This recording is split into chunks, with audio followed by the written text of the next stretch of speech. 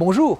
Tout le monde connaît le paresseux, ou plutôt croit le connaître, puisque nous avons attribué à ce célèbre mammifère d'Amérique du Sud un de nos vices. Il personnifierait la flemme, car c'est le plus lent des mammifères.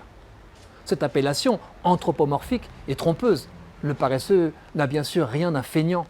Son mode de vie hallucinant a ses raisons, reflet de l'intelligence prodigieuse de Dame Nature.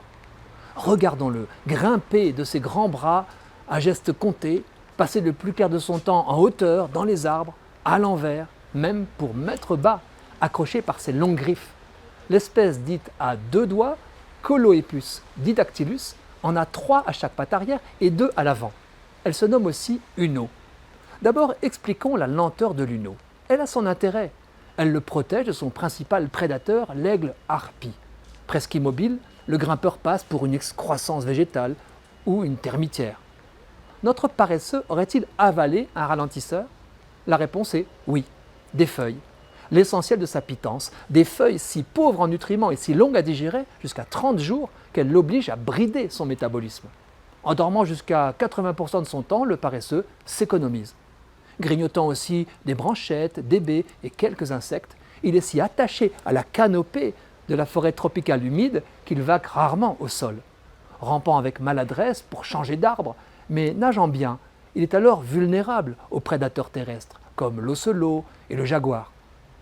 À ce titre, un rite apparemment absurde de l'Uno ne laisse pas d'étonner. Une fois par semaine, notre ami descend pour assouvir un besoin pressant. Mais pourquoi donc ne se contente-t-il pas de laisser choir ses excréments de son perchoir, comme les singes ou les oiseaux? Nos ancêtres aussi les lançaient bien par la fenêtre avec le cri d'alerte exigé en 1372. « Gare à l'eau !»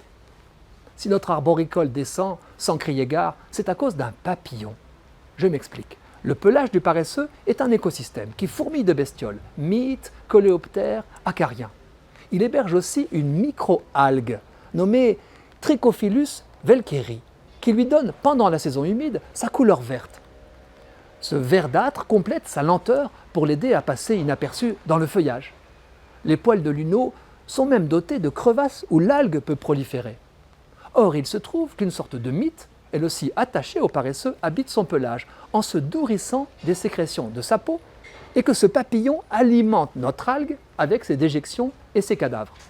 Le paresseux trouve lui-même avec l'algue un complément alimentaire, des lipides qu'il absorbe en léchant sa fourrure.